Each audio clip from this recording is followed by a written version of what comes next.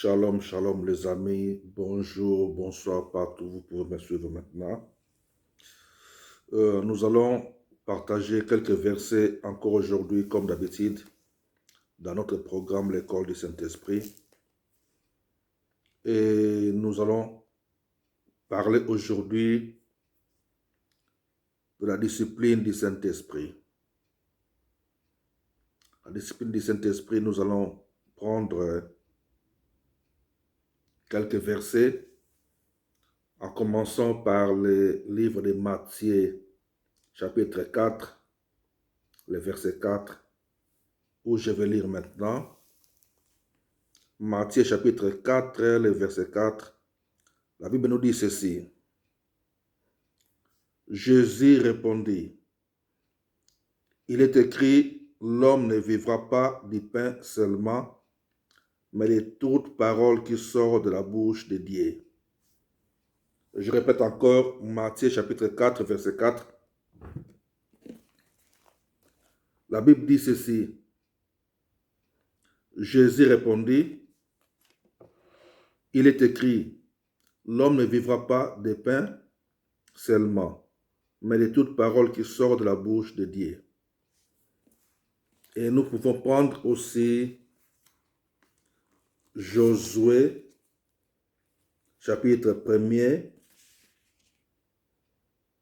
Josué, chapitre 1er, le verset 8.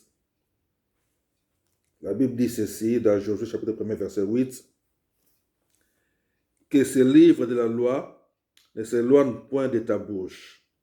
Médite-les jour et nuit pour agir fidèlement selon tout ce qui est écrit. Car c'est alors que tu auras du succès dans tes entreprises, c'est alors que tu réussiras.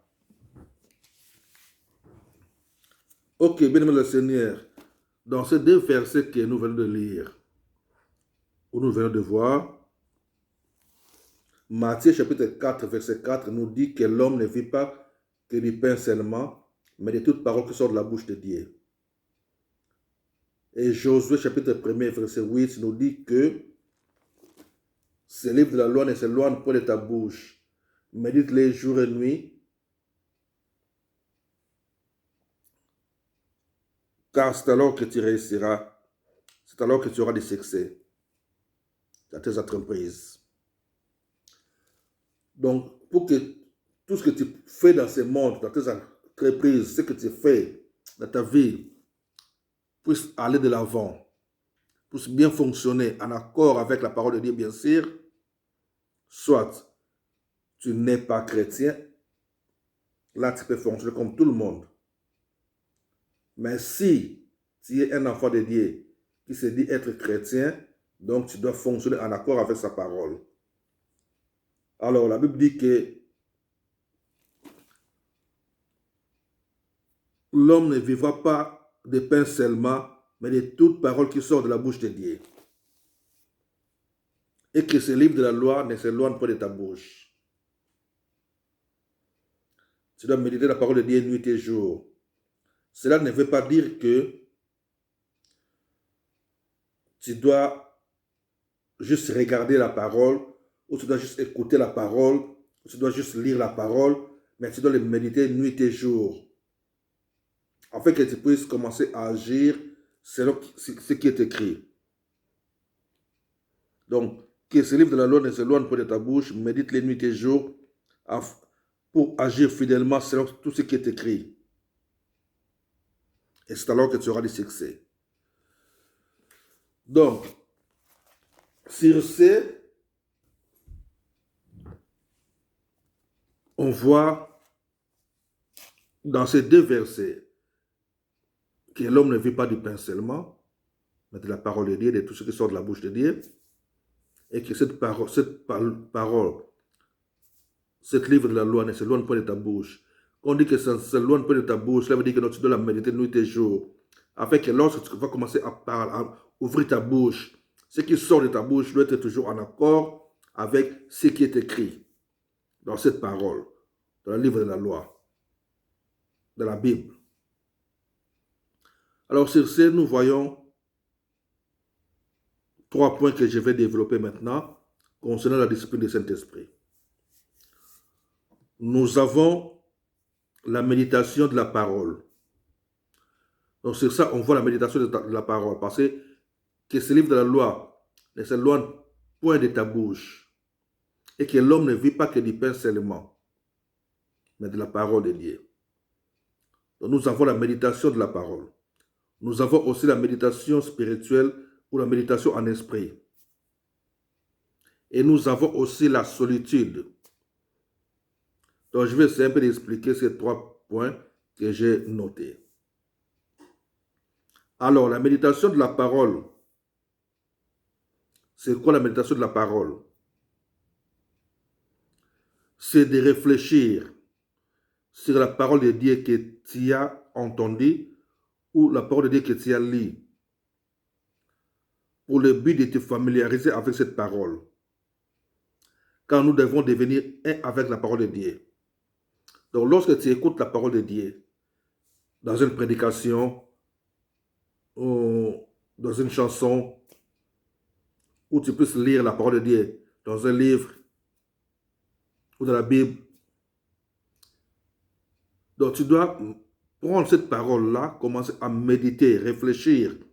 C'est ça la méditation de la parole. Réfléchir sur ce que tu as lu comme parole, ou sur ce que tu as entendu comme parole de Dieu. Tu dois réfléchir sur ça.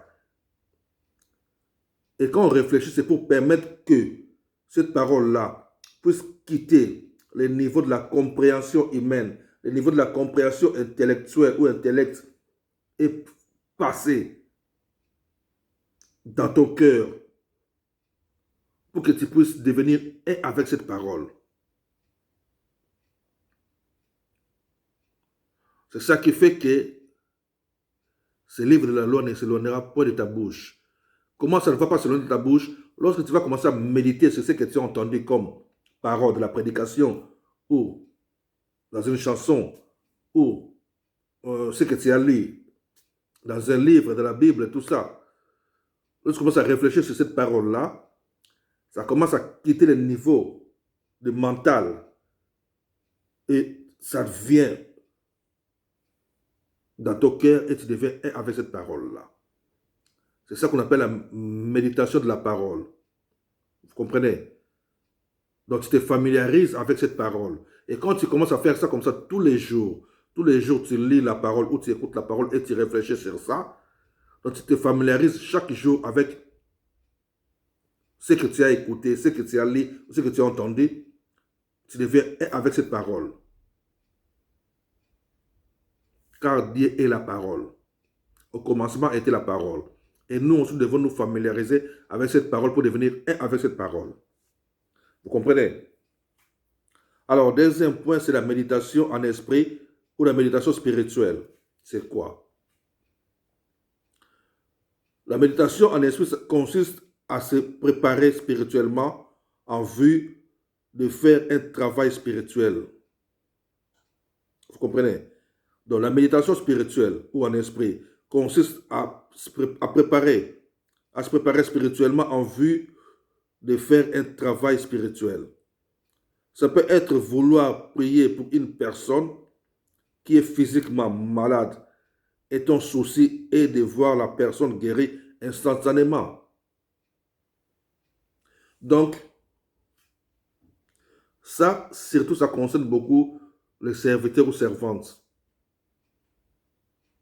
Lorsque tu veux faire un service, tu veux faire un travail spirituel, tu dois réfléchir en accord avec la parole de Dieu sur ce que tu lis, ce que tu as vu, ce que Dieu a fait, ou ce que Dieu fait aux autres, ou ce que Dieu a fait dans les temps anciens, ce qu'on voit dans la Bible, qu'il guérissait les malades, il faisait des miracles extraordinaires, et que tu fais que ces mêmes choses, ces mêmes miracles puissent se produire par les services que tu veux accomplir. Donc là, tu dois te focaliser dans ce que tu dois faire et méditer sur ça. Ça ouvrira la porte à la puissance spirituelle de se manifester et d'agir. comprenez? Mais dans tout ça, nous devons savoir que Jésus-Christ avait la compassion des autres tout le temps. Car sans la compassion et la colère sainte, le Saint-Esprit ne fera pas de toi un vase utile pour notre Maître. Donc pour que tu deviennes vase utile pour le Maître, tu dois d'abord être familiarisé avec la parole de Dieu pour chercher à devenir un avec la parole. Que les doutes doivent quitter ta vie. Les doutes doivent quitter ta vie. Donc tu dois vraiment te familiariser avec son esprit par sa parole. Et savoir que notre Christ Jésus, tous les miracles qu'il a opérés, c'était par la compassion et l'amour des autres. Donc tu dois d'abord avoir l'amour des autres et la compassion. La colère sainte. C'est quoi la colère sainte? Lorsque tu vois des gens ont vraiment besoin de Dieu, quelqu'un a vraiment besoin de la guérison, et tu sais que notre Dieu peut faire ça. Donc tu auras maintenant la colère sur ces problèmes qui traumatisent ou sur les problèmes qui dérangent la personne. La colère de sorte que lorsque tu vas prier pour la personne, qu'il puisse recevoir sa guérison instantanément. C'est ce qu'on appelle la colère sainte. Donc tu ne devais pas voir le mal. Tu ne devais pas voir la personne souffrir. Continuer à souffrir. Donc tu veux voir qu'il y a un changement dans la vie de la personne qui est devant toi. Vous comprenez? Donc tu dois avoir dans ton cœur ces trois choses. La foi, l'amour et la compassion. Vous comprenez? Donc il faut avoir la foi, l'amour et la compassion. La compassion, d'abord, c'est quoi? C'est un sentiment de pitié qui nous rend sensibles au malheur des autres. Un sentiment de pitié qui nous rend sensibles au malheur d'autrui. C'est un ressenti. C'est ressentir la souffrance d'autrui et être poussé à lui trouver la solution par l'amour. Donc c'est ressentir la douleur d'une personne et chercher à lui apporter la solution. C'est ça la compassion. Avoir pitié des autres et vouloir leur donner la solution par amour. Et la foi c'est la confiance à quelque chose ou à une parole. C'est ça la foi. Donc je ne vais pas rentrer dans des versets bibliques, dans des définitions bibliques, mais je vous explique les simples définitions. La foi, c'est la confiance à quelque chose ou à une parole. Donc tu dois croire à la parole de Dieu. Tu dois croire au miracle que Dieu peut faire au-delà de ce que tu penses. Que Dieu peut manifester sa gloire au-delà de ce que toi tu peux raisonner. Car il est Dieu. Vous comprenez? Et l'amour, c'est un sentiment d'affection et d'attachement envers un être vivant. Donc je répète encore l'amour. L'amour, c'est un sentiment d'affection et d'attachement envers un être vivant. Donc, vous pouvez aimer tout le monde par l'amour de Dieu. Et cet amour-là de Dieu doit vraiment se manifester par la compassion lorsqu'on commence à chercher à donner des solutions pour les problèmes des autres. Vous comprenez? Donc Jésus-Christ a fonctionné sur cette planète en tant que l'homme et il a obéi.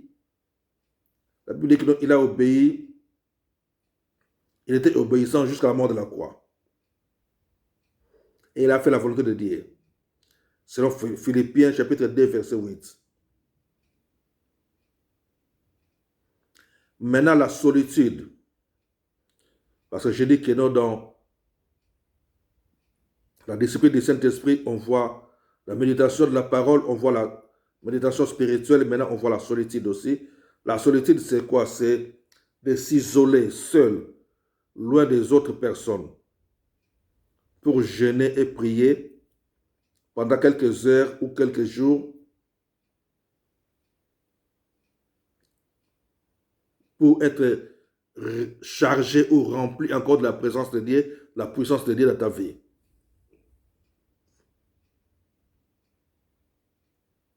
Parce que nos corps, là, comme je dis, c'est un peu comme des batteries qui demandent à être chargées tout le temps pour être efficaces dans ce que nous faisons tous les jours. Donc la solitude, c'est de s'isoler seul, loin des autres personnes pour jeûner et prier pendant quelques heures ou quelques jours. Donc c'est comme une batterie qui doit être chargée avant l'utilisation. Vous comprenez? Et c'est comme ça que Jésus-Christ allait souvent s'isoler dans les montagnes pour rester seul devant le Père. Donc Jésus allait s'isoler souvent dans les montagnes pour rester seul devant le Père. Donc il faut juste s'éloigner de tout le monde ou de plusieurs personnes et rester seul devant ton Dieu pour parler et écouter. Et lorsqu'on parle, on donne aussi le temps à écouter.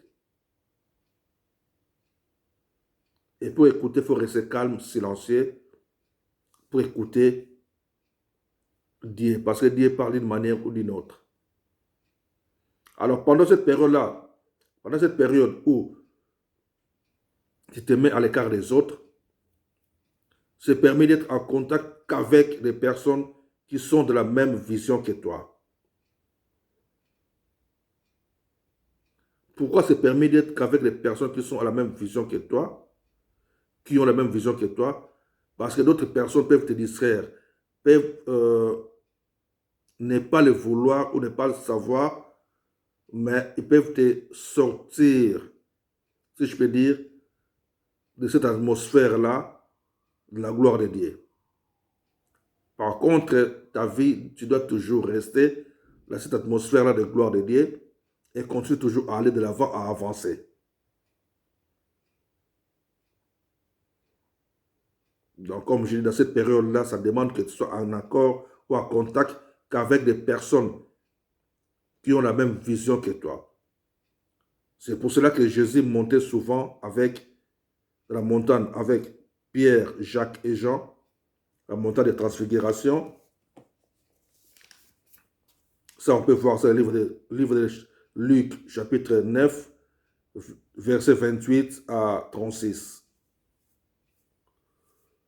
où Jésus montait souvent la montagne pour rester seul devant le Père, mais avec lui, il prenait des gens qui comprenaient sa vision, donc Pierre, Jacques et Jean. Comme je dis au début, que la vie chrétienne, c'est la spiritualité d'abord et la communion avec le Maître, Christ Jésus. C'est pour cela que la Bible dit, l'homme ne vivra pas de pain seulement. Donc de temps en temps, tu dois faire des programmes de jeûne et prière personnels